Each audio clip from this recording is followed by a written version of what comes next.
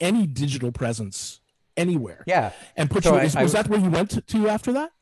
yeah. So I Okay. when I decided I was going to leave that first place, I started looking in the newspaper for jobs because that's where jobs were published because there was no, it was in my future to build the way that people would find jobs Correct. on the Yeah. internet still.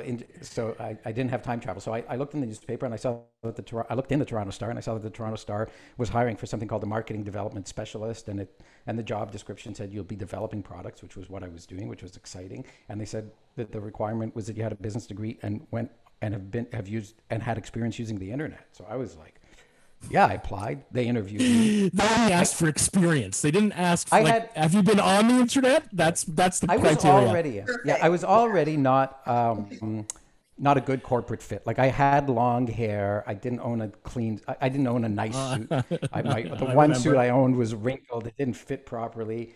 But they took a check, but they liked what I had to say. I came with passion about the internet. I came with passion about stuff. The Yeah. hiring manager, he was also the publisher of a magazine they had called I Weekly that was struggling, and he asked me what I thought of it, and I had praise for it, and so he kind of liked me for that reason too. And so I was offered a 1 year contract to work at the Toronto Star to do this marketing role, and my first project was helping them launch the website of the Toronto Star. I didn't have one at the time that I joined.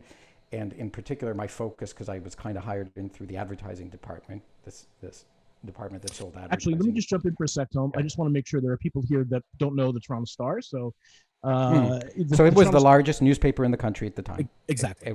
It was the largest newspaper in the largest city, and it had more readers than all the other newspapers combined. I And remember they brought you all the in with no experience to develop the the online presence, which right. I guess in hindsight is pretty brave. Yeah, Extremely I brave. guess. I mean, it was hard to find anybody, and nobody thought it was important. Like we look back and we say, "Oh, the internet's important." Nobody thought it was important. The Right. VP of marketing was like, "Man, we can wait another couple of years. I think there's no hurry." So, but here's something that's kind of like an interesting thing. So, I'd been a newspaper reader my whole life.